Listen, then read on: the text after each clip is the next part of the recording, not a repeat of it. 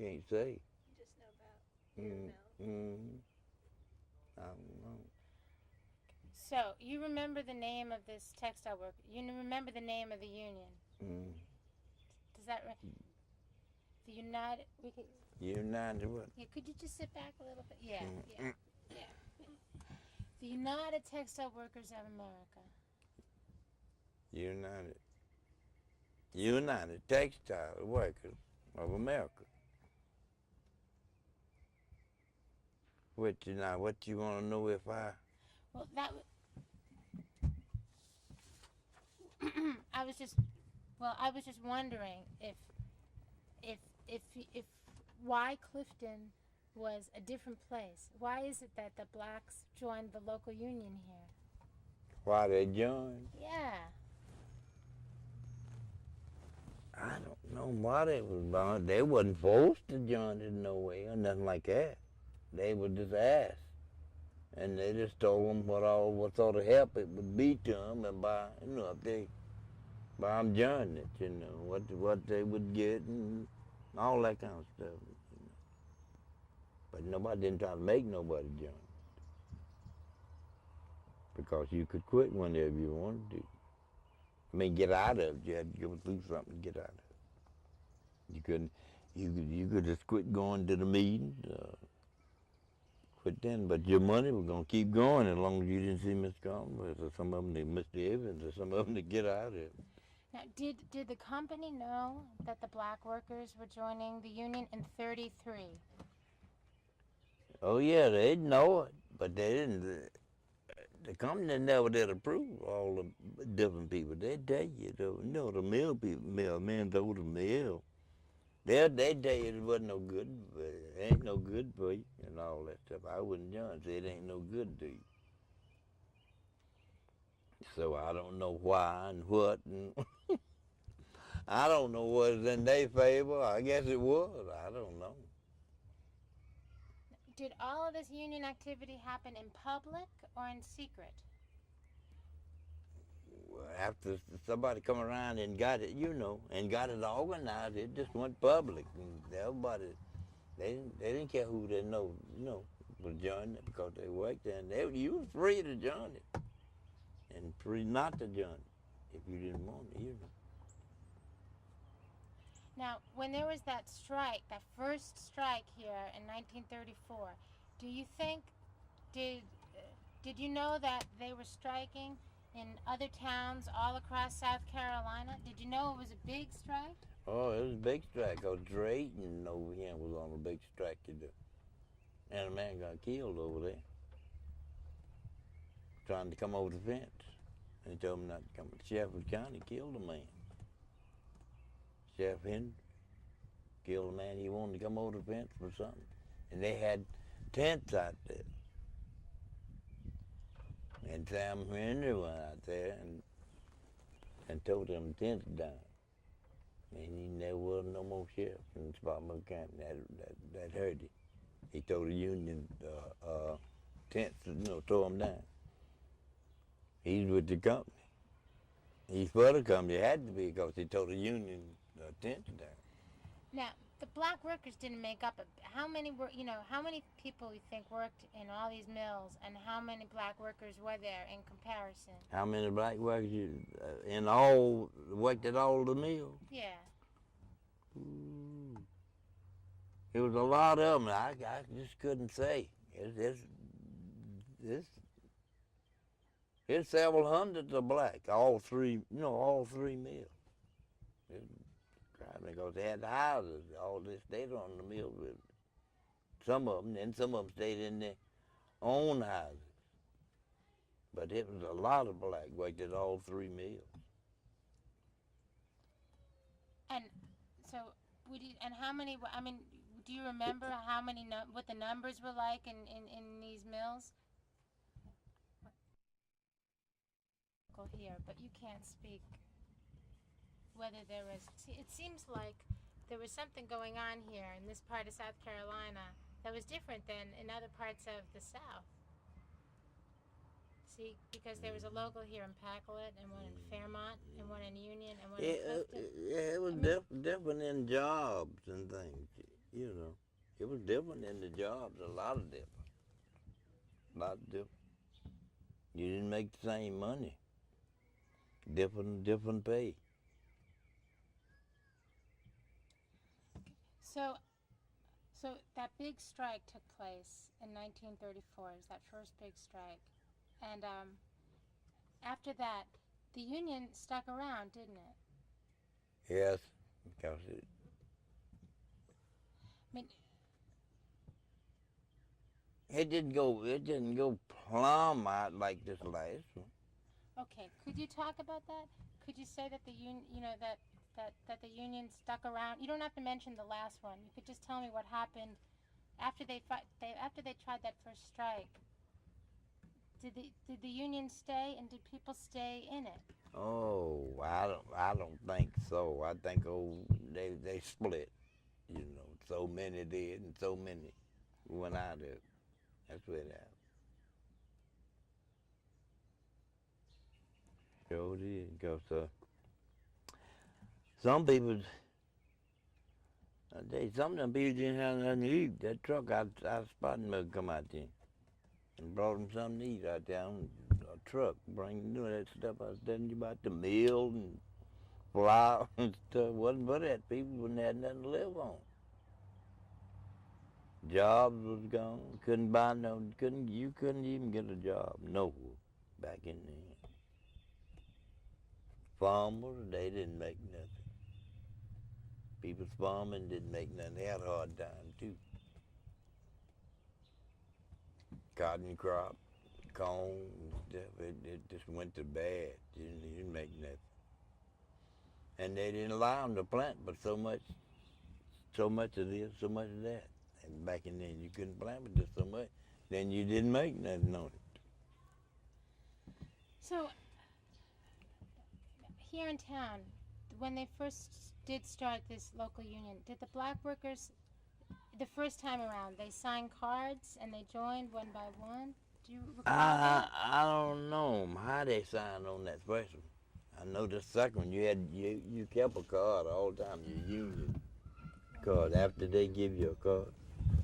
Yes, another chair. Oh, no, she could sit next to me, that's fine. Yes, No, it's only because I want you to look at us near the camera, that's all. So, what were they like that they would have asked the black workers to join the union? What was it like if the black and the white joined the union together? You know, Yeah. something like that? I don't get they didn't care. I don't reckon. I never did hear tell them, having no complaints about it, nothing like that. I didn't know. They didn't get into nothing about it like that. But you just didn't get any job inside. No, you couldn't work inside, period. Wasn't allowed to go in there and do nothing. So during the first strike, there wasn't as many blacks, and did the whites ask a lot of blacks to join, or just? It wasn't many blacks then. It was the second time. Okay, so No. let's talk about Yeah. how there was only a few blacks working during the first time. That's what we're trying to I understand. know, You yeah. know, how many people worked in the mill and how many at the mill and Right. how many of them were black. We just try to understand some numbers. A lot of people have told us that in that during the 30s there wasn't as many blacks. No, in the mill. There's not a now. very Let him say it. Just a very few of them. It wasn't too many, but I don't know how many it was. But it wasn't nothing like it is now around the mill. When I was working there, there was a lot of blacks there. But back in them days, wasn't too many blacks. And they hauled back in then, they hauled the cotton from the other mill, from up at number 3 back down to number 1 and number 2 by wagon. Two these big old gray horses hauled 10 and 12 bales of cotton stacked on the wagon. They'd make so many loads a day with them wagons hauling cotton. Wasn't no trucks. Nothing but just mule and wagon days back in then. Wasn't many cars. You wouldn't all see over 2 cars a day around. Nobody never. See plenty livestock, horses and things, wagon, buggy. Outside boss down there, he's over all the hills and everything, the houses, and McDowell. He drove a rubber, a big red horse and a rubber tire buggy. That's all. He didn't have no car. Had something at home, but he didn't have no way he worked at the mill. Drove that horse to all 3 mills. Horse and buggy. And then he used to man down there, they used to carry mail from the post office down there. Got plumb into down yonder Pool Bend and back over yonder towards Mana and the Whitestone. Man had 2 big red horses. So Lonnie, back in the 30s at the mills, were the black workers? We're not running. Oh. Yeah. So could you tell us back then, one more time, back in the in the 20s and the 30s, that here there was a black mill village, and tell us, what the company furnished the black workers. Mean by working? Just what they gave them, they gave you all, they provided you with a mill village, right? Mm-hmm. So could you tell us how many of the black workers, what the company, that there was a black mill village and that most of you lived there, and what the company provided you? Provided me. Do you want to clarify that? Yeah, just you were telling us that there was very few blacks who worked outside mill jobs in the 30s. Yeah. Were there mill villages then? Were those few black Oh, workers? yeah, that company had houses all the time. Had houses way back. Had white and black. Had mill village houses. Just like it was when I was standing behind the mill. Them houses was down that end. And over at number 3, over that out there in the brickyard. Over Clifton number 2. Remember that place I go to? They called it Pest Lot. That's behind. It was about 5 or 6 houses back there. That was company house for the black. Had all that. Yeah, them houses, and I first the houses, there was when I could remember one. The black had houses for the blacks, what? Cheap rent. But it was hard to you, but you didn't have the money. And would you say back then, that how many could you give an idea of how many black workers worked around the mill, lived in the village and worked around the mill? How many families, how many workers in the for the different mills? Let's see.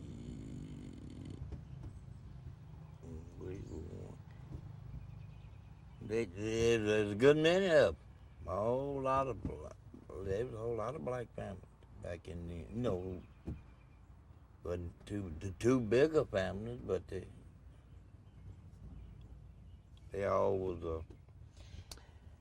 let's see, down where we stayed there, you talking about the families, the houses. Oh, that line was full. Maybe a man and his wife, maybe so many children and his wife. And there's about 14 houses down that long where I stayed on that line. And all of them family, everybody had a family. And on up on the hill, all that was family. There's a crowd of families there, but everybody didn't work at the mill, didn't have a job, The older people had a job. Some young people stayed there, they didn't have no jobs. No job. The reason why we're asking is because, the majority of the mill workers in the whole industry were generally white. Yes, that's right. And then there was a small number that were black. Black, that's right. You're right. So, do you think, but it seems like in your mill, there was a good number of, that the outside help made up a good number of black workers. Black, on the outside. Okay. Yeah, there was a lot of good many black on the outside. That was most of the way out on the outside. So I'm wondering, so were there so many black workers that's why the union wanted to have blacks in the union? Would you say Yeah, that to that's make it, I guess to make it stronger, I guess, you know. More people in the union, that would be better, you know. Make it better. And so now everybody joined it. You couldn't hardly find nobody at one time that didn't belong to it. I belonged to it a good while, but I had to let it go. Not only me, a whole lot of them. Then there's a whole lot of white. They got out of it.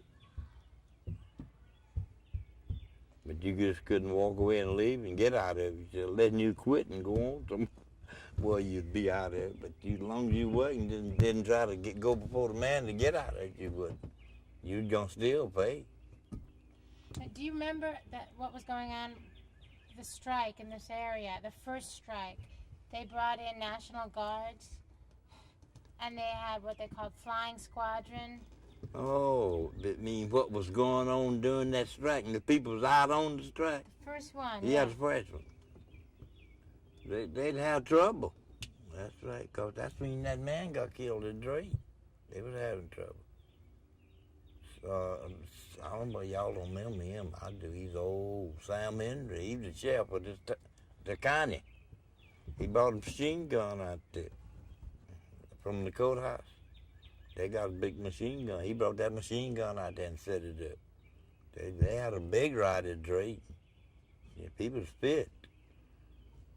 That's when he killed that man. That man, they told him not to come over the fence. One of them climbing over the fence. He shot him back over the fence.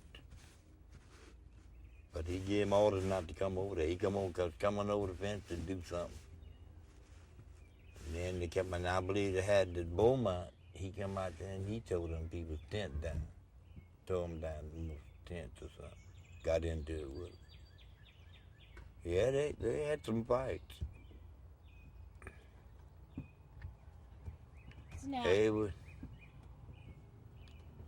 They'd fight to kill, I guess, and burn up.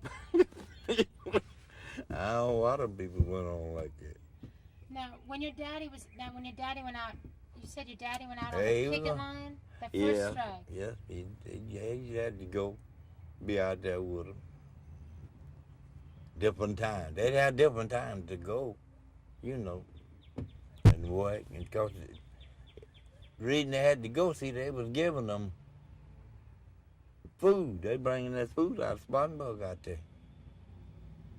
They'd feed them. They have a book, a little book, and the man bring that food, he'd mark your book up. Make sure that you got it. And that's the reason they had to, you know, everybody worked the picket line got food. Them that didn't work, they didn't, and some of them didn't work it, and they didn't get nothing. This was during the first strike? That's right, way back. That's when I remember I used to go across the bridge over there to the flat over there. You had a taxi lot over there, and that truck come out of town and park over there.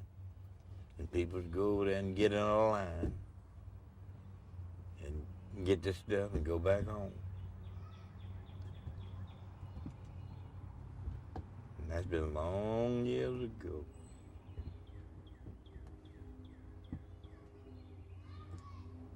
We're going to take a break for just a minute, okay?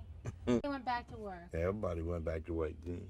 The whole entire mill. Didn't nobody lose their jobs or nothing. And I know that whole mill village was full. I know everybody on that mill village. Black and white, everybody knows me. I used to take an axe and cut wood for them people. Everybody's burning wood and cooking with it. Body wood. I kept my axe sharp all the time. Go out there to the mill and grind my axe. 24 sticks, I believe it was. I'd cut it for a quarter. There wasn't no money. Pan of wood for 25 cents. Me and my brothers. We'd cut all over here. Sometimes we'd get through, we'd be done cut 8 pins of wood. Everybody, don't you come and cut my wood? All right, we'll get to you. So the black workers did a lot of work for the white mill people? Yeah, Lord, yeah, I worked around a minute. I used to work in the flower yard there with a lady called Miss Shelby. Right above me. I used to help her in her flower yard. Get dinner. She'd give me dinner. Pay me. Lord, yeah, we used to work. I work all over the hill for the white. Sure did. So on top of the work that you did at the mill. Yeah. Mm-hmm. Yeah, you work. I do outside work. If somebody else didn't beat you to it and be to do the work.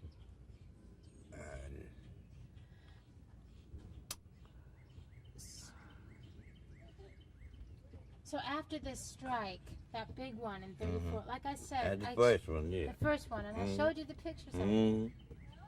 Did you know that it was nationwide? Back in then? Yeah. Yeah, I heard them talking about that. That strike was there for people's on strike. You're right. I heard my dad and them talking about it. But it was all over the whole country. It was a time, too. But most of them got their jobs back. That's what surprised me. All of them went back to work. And they come to the second strike, and the truckers no way for them. Had to move off the hill. Had to leave. They run them away. They done so bad. People had the lights on at night, come in from the house, and a brick bat would come in the window.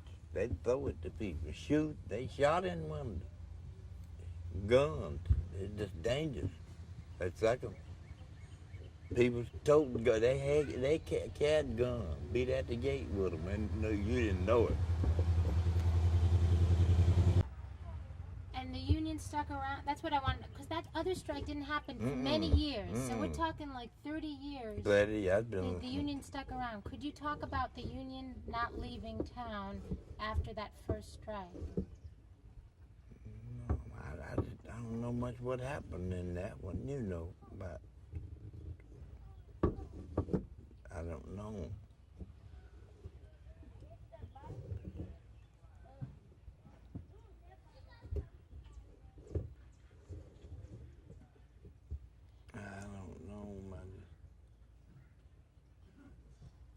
I'm just, in a lot of towns around here, after that first strike, they fired a lot of people, and they all had, they wouldn't give them their jobs No, they didn't get no jobs.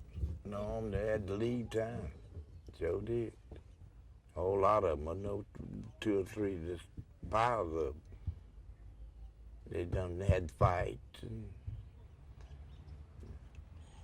they'd go to people's houses and burn them up. Said the house fire didn't get out of there at night. They're doing all kind of devilment. So I'm just saying that in a lot of other towns, after the first strike in '34, the unions didn't stick around very long. Not but long. in Clifton, they stayed. Yeah, they stayed a while. They stayed a good while, like you say. Around them other places, I don't think they didn't do much more good or something. I don't know what happened. They split up, I guess. And then after this one, and then they organized another, this last one, I don't know. But in Clifton, the union stayed around. Could you say that? And could you talk about that?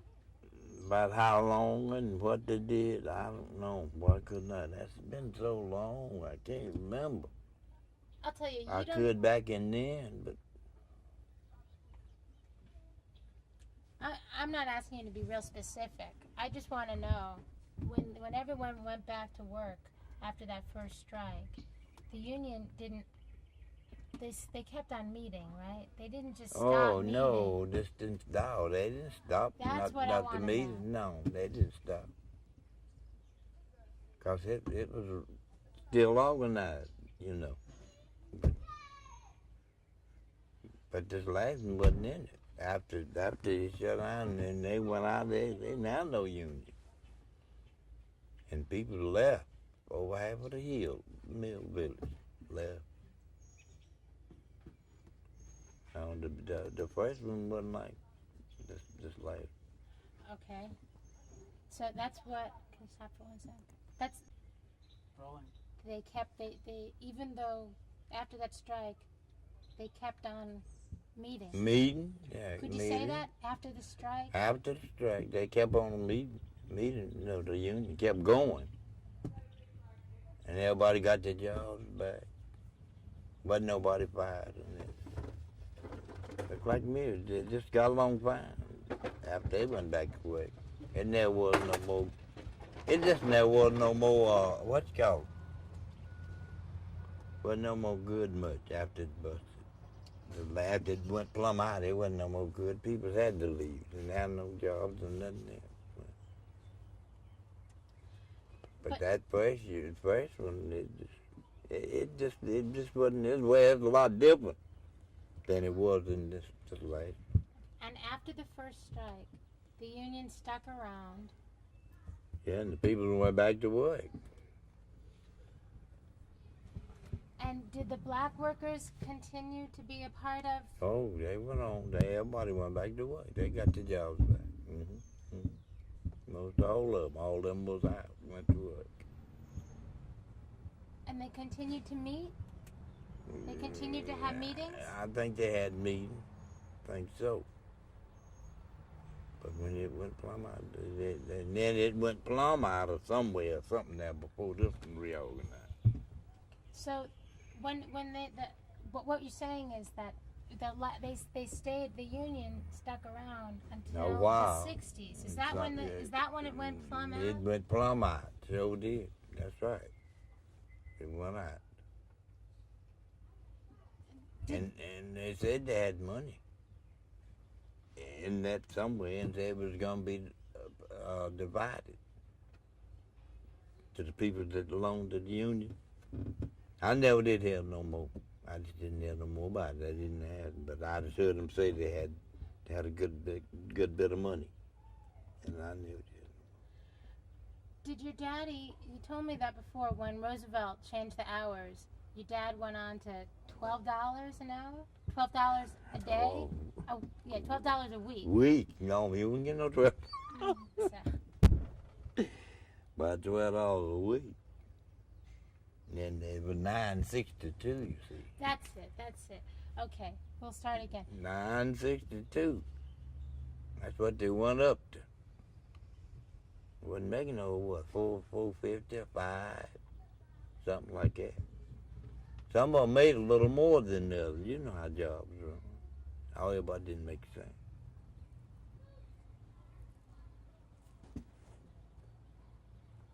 Less, and I didn't get very much money. And when your father's, when the outside workers, they went up to $9. Did they only have to work 8 hours, or did they have to work more hours? Not after Roosevelt set that up, they didn't. Didn't have to. No, all ever, they didn't have to. But before he set that up, you did.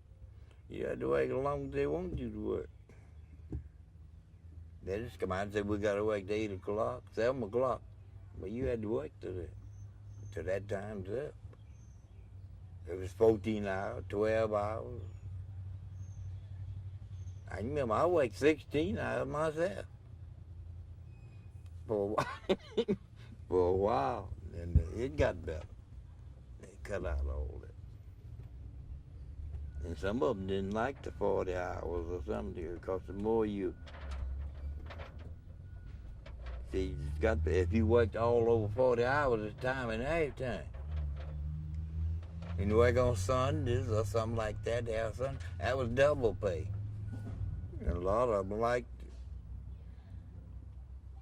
And I was working at the ballroom then. I was fine, turning keys, and I worked, 6 hours on Sunday, where I got double pay. So do you think that... You get for $5. So do you think that your father... Do you remember before they made the change in the hours, before your father got that $9.62, do you remember him talking about Roosevelt? Oh, yeah, but he was glad when he come in. You know, when he took the seat. And he took the chair, yeah, he was glad. But he didn't have too much to keep us up with. We was, all us wasn't working. And it was hard. Sure was. Hard. It was hard to make a living for a big crowd. I was just asking that because I know that when Roosevelt put in the 8-hour day and the minimum wage, that there were some cases where the people that worked on the outside weren't covered by the same new laws that the people on the inside No, were. not sure would. No, sure. The inside was, it was better. The inside people were. The outside wasn't, it didn't make much money. The inside workers made more money too. Mm-hmm. They had it set up that way. I don't know. That's all you got. Bad, in a way. And do you think that so I'm just wondering if your father and the other outside workers, do you remember them being real excited about this new change coming on, the raise in pay? Oh, raise in pay, yeah. All the older people, they were glad. Because they had never seen nothing like that. Because they never did make nothing. No, they didn't make nothing. People was working common labor law, farmers, they didn't make nothing. They didn't have anything. But did they only get to work 8 hours, or did it not apply to the people on the outside? Did they actually have to work more than 8 hours? Not hardly. Not too many times. That law worked a long time. Sure did. Because a lot of time they have come and asked, did you want to work over? And if you say no, and they tell you don't have to if you don't want to. So I can't make you. But if you want to work and make the money, you can work. That's what they said to do. And do you think that this idea about the blacks joining the union back at that first time, was that something that the blacks wanted to do, or was it the white organizers' idea? I mean, I'm just trying to understand where that came from. The whites started it, you see, got it organized, and then they went around to the blacks with it, and got them to join. That's how it got in there. The head men of the union told them all about what it would do and what it's gonna do and what it would be and all this different things. And that's why they joined it. They thought it would be better, So I just don't know whether it was any better or what. Oh, sometimes it seemed like it wasn't, then again it didn't. I don't know. Now, in some towns, union was considered a real dirty word, Yeah. The bosses were real upset about it No, earlier. yeah, they didn't like it. No, sure did. Some of them didn't like it because before that union come, they'd make you work. If you didn't want to work, sometimes you had to do it. And you were staying, another thing, you were staying in their houses too, the mill village. They run your way. Like if you worked that day, and something happened that night at the mill, and they'd go around and see to try to get you up at night to work. Say, well, we need you. We got to have you. And you say, I can't come back down. I'm tired and I done worked all day. Say, well, if you don't go tonight, don't come back in the morning. That's the way they had you. Been a minute, man got out to bed 12 o'clock at night and then went back to work. They'd go, something would happen, and they'd want them to work. Come up a great big rainstorm and them had racks out there, but get choked up. You had to rake them, had to clean them racks out. Them things long me down yonder. them trees. I'm not near about that long. You had to rake them things good and clean and push that stuff off of them, off the floor back, push it off over behind the mill. That's so the mill could run. Them things get stopped up and water go to shooting out of them big old pipes. And that kill everything it would. Knock the mill off. Keep it, wouldn't run. How do you think it Yeah. would have?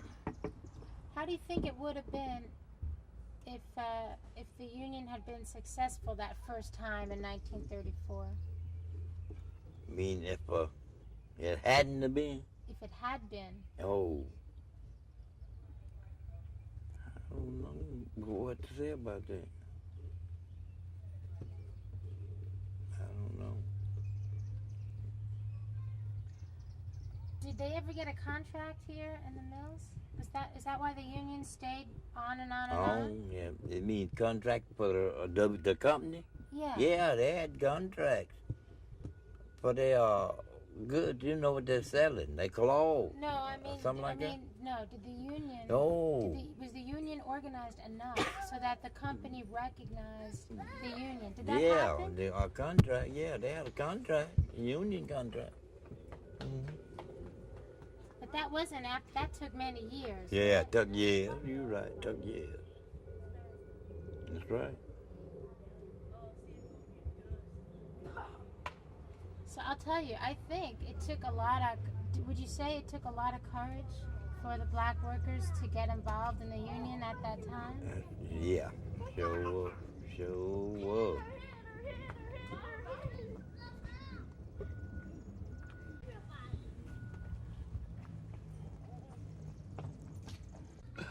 Oh. See, the reason why we were so excited to talk to you is because everybody has told us that. Just a very, very few. And they had to work too. That's when all that work was going. You had to work. You just had to work what they said do. You had to do what they said do, or go. My daddy worked at midnight, many times. Come home at midnight, eat his supper before we go to bed, and get up 8 o'clock next morning, be back on the job. I don't see how they stood it. Is that why they wanted a union? Is that why the blacks were willing to I join? get, yeah, I'm adding so, yeah, 'cause they figured it'd be better for them,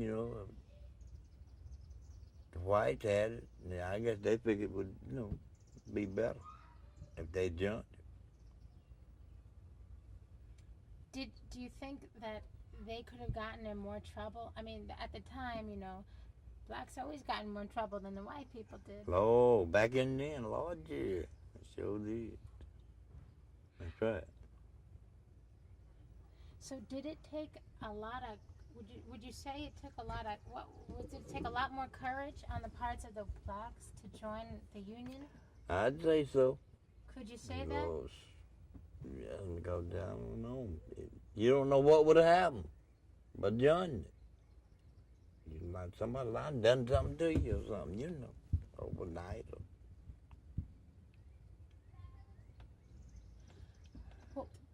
What gave the black community here the courage to join the union in 1934? I don't know what they were just, drug in it by somebody, or they thought it would be better, or what, I don't know, but like that, there wasn't a whole lot of them in it. Because I don't think a whole lot of you couldn't, they didn't want nobody in it much that first time. No, not that first year.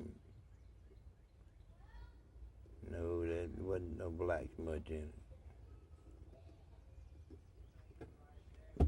Second time, everybody wanted to do it all over the whole hill. All 3 mills was in the same union.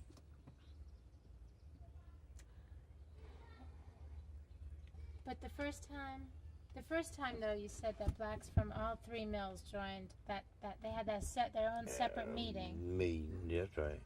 So there was a good number of them, yeah? Oh, yeah, one time it was, yeah, but that way back it wasn't too many, you know, in the first strike. There wasn't too many Union people. Blacks, not then. What, was it enough for them to have a meeting, though? I don't know, but it was not. They had to just take whatever the man told them back in then because there wasn't enough people in it, you know. But the last time it was just so many in it till they had a place to meet and everything. And the first time, they did meet somewhere, though, didn't they? They had a place that somewhere they'd meet. There's so many buildings and things that tore down, you know, and they'd have a little separate meeting somewhere. But I don't know whether it was any good or not. I can't say. Well, and how did people protest? I mean, if they didn't like what was going on, if they didn't like getting woke up at 12 o'clock at night, what did they do? Mean what? If they didn't want to go? Or, I mean, if they were upset about yeah, the and way didn't they were want, being treated. they just had, couldn't do no better. You just had to work. So if you didn't want to work, you just had to leave the village, go somewhere else and get your job, if you could. And sometime if you done something real bad that they didn't like, you don't get no job nowhere else. Because they'd call. They'd tell them why you left and how come, and then they'd come back and they'd say, well, we can't handle use you this time. We'll let you know if we need you and all like that. Was there a lot of favoritism in the mill? I mean, the way that they hired people to come and work there? You know, I mean, if there was like the second-hand hired his family or that type of thing. I mean, was there any talk against it or something like that? He hired some of his people or something? I mean, did that happen? Could you talk about that? No, it wasn't too many. You know, it wasn't too many Kendras worked in that mill down there. No, might be just a man and his wife. Or maybe be a brother and this and a brother and nothing like. It wasn't no, just a family. Hardly working at the mill. You gonna say something? Okay, my last question is about the baseball team. Mm-hmm. You said back in my day, if you were a good ball player, you could go to any mill. Oh yeah. Could you say that again? Isn't it? You could go to any mill and get a job. Could you? If you was a good baseball player, you could go to Lima, faculty, anywhere you choose. You know you want to go, and go to work. And if they knowed you was a good ball player, they'd come around and ask you, would you go? If we give you a job if you come and go out to line, we'll give you a job if you go to faculty. Just around different mills, you know. I was working down there and they came and got me. Some fellas from Lima called and told me to be ready.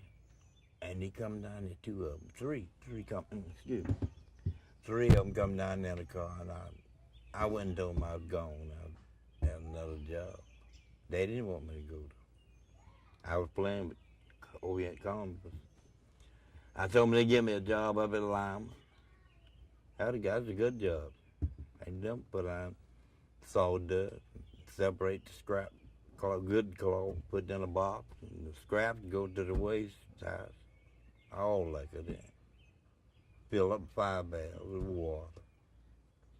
And down there, you had to cut grass on sling blades and things. And out of Lima, no, they didn't want. Everybody cut grass with the ball players. I was glad to leave. But they wouldn't let no ball players cut. Had his arms, you know, throwing ball. They didn't want no ball players to cut no grass. They put all the other workers. So I don't want no ball players to cut no grass. Black and white, same way. So the mill company, they had a baseball team, white base. Could you talk about the baseball teams? Yeah, the company, out of Lima, they furnish everything, your shoes, socks, Give you 2 uniforms. You know the plan. That all they bought everything. You didn't put no money in it. That company furnished everything, and then you had a hall over there on Grove Street. You go over there, and that's where you change clothes. Had a locker. Everybody put their clothes in the locker. Well, down there though, they'd buy. They furnished clothes, but you had to pay for it. So there was a black baseball team and a white baseball team for this mill right here? Yes, ma'am. They one at Converse and one at Clifton, down number 1. They had a black and white down there and a black and white at Converse. So, but they had to pay for their stuff. Out at Lyman, they furnished the balls. Company furnished all that, kept the balls. But the company down there, Wildway, Clifton, they buy balls and your suit, gloves, and buy the catcher's outfit, mat. But the team would have to pay so much money every week on that. And so your baseball team traveled from mill to play other teams? Oh yeah. Could you tell us that? Go to Packlet. They'd play Packlet, play Lyman, play Drayton, play Whitney, play Inman. Let me see what else now. Up over at Cedar Spring, out in Spartanburg. And up at Southern Shop, out the railroad company. They had one up there. Hey, it's Arcadia, out the mill company out there. Saxon, Jackson, all of them had mill companies had ball clubs. I did Star Tech. They had one that next to Lima. I could got a job there, but I didn't leave there. I wanted to go to Lima, and I went to Lima. And the first game I played, come back home, played against my home team. Come back over that Converse. Played with Lyman against Converse. And we beat them. They ragged and beat it to death. We beat them 9-2. Never forget. Lyman had some fellas could play in the big league, major league. Had some good ball players. Backley. What about control? I mean, did it feel like the company controlled the Mill Village, the White Village, the Black Village? You mean the company? Oh yeah, the company was. You mean they kept everything in order? It was over everything. That company down there, it was all right, but you just had to buy your equipment. You know what you played with, your bats and your balls. You had to pay for all that. But out of Lyman, you didn't. They furnished everything. Okay, I think that we're just about done. So I wasn't married then. I was single. You know what I would love to do? I'd like to show you just a letter or two that were written by some black mill workers in other parts of the country. Speed. Okay. So, did you all think that this? Do you recall them thinking that this strike made a lot of sense? What they were asking of the company and joining all these other local unions across the country made sense. You mean this last strike? No, the first strike. I don't know. I don't know what. There wasn't too many blacks in it, and I just don't know what they thought about it, what few was in it, and I don't know what they had in their mind, And how do you think things would have been different if all these years, that even back in '34, if the union had been successful in all these towns all around this part of South Carolina? How do you think that would have changed things even now? Yeah, I mean, if there's a whole lot of, blacks and things in it would have been good, I imagine, if it had a whole lot of them in it, it would have been good. But it wasn't all that many in it, and it just didn't. And just never was too strong. Well, there wasn't too many blacks in it. The whites, it doubled The whites, there's lots of white folks was in it. Good many black. Do you think that the South would be a different place today if when they had tried to get the Union in all over all over the state. Yeah, all over the state of South Carolina. Yeah, in the other states. I imagine it would have been better. Everybody worked together and got it to work. It would have been good, you know. Think about it. Somebody was gonna pull the other way though. You know that. Everybody ain't gonna go the same. Not all the time. No. Union is a good thing at a plant, any plant. If ever all the workers work together and everything, that's a good thing to have. Because they work together and they can get what they want. But union, some pulling one way, some pulling that. You're not going to get nothing. It sure ain't. Now, we didn't have no union over there. The last place I was. No, he told me, he said, when they hired me, he told me, he said, nah, I tell you, we don't have no union. We had about 25 plants. They got them now. He said, because I think you're man enough to talk for your own self. You don't need no man to talk for you. That's what Collins and Nickman said. The union wasn't nothing to say. They just talking. Say you don't want to say. They told how much you was paying in it and how much it was costing you just for another man to talk for you. So you didn't need that.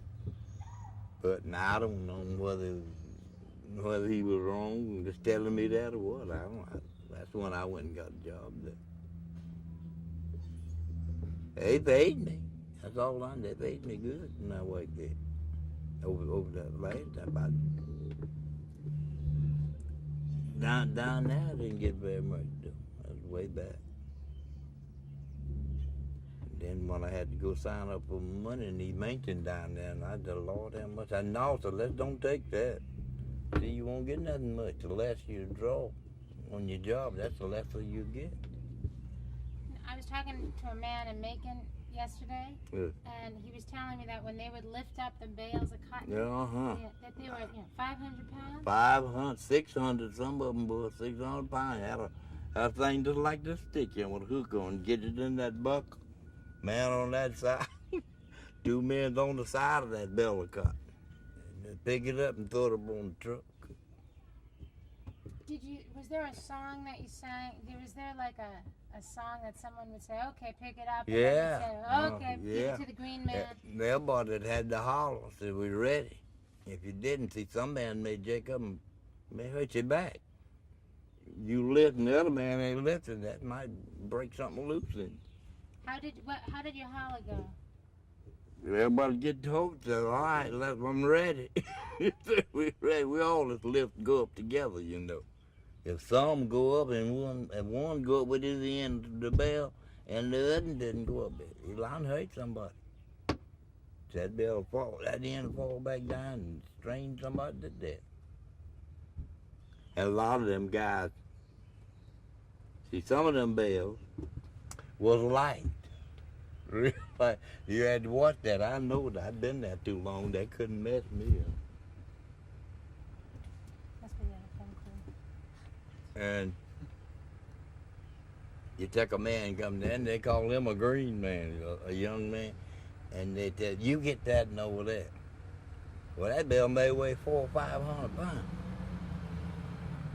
Let's let these folks go past. On the railroad, they had a song. I worked out there too. That's dangerous out there though. And in the cotton mill? Yes, Miss Dangerous, lifting that them heavy bales. If you wasn't careful, them guys would give you the heavy bale and he'd take the light one. He'd tell you get that and over there. You get that and he'd say, somebody had to go there and help him break that bell down on the truck. So that light bell, anybody could break it. I know that. I could look at the cloth and tell was heavy or light. This man worked with me and another boy one day. He just swore he like killed him. I said, man, I didn't try to mess you up. He said, I just don't understand. Said See, y'all was there breaking them bells just as easy as that. Somebody had to help me to break mine. I didn't do the man. The other guy did, though. He give him a heavy bell. And he'd get the light one. Pick out the light one. You can look over there and see the light bell.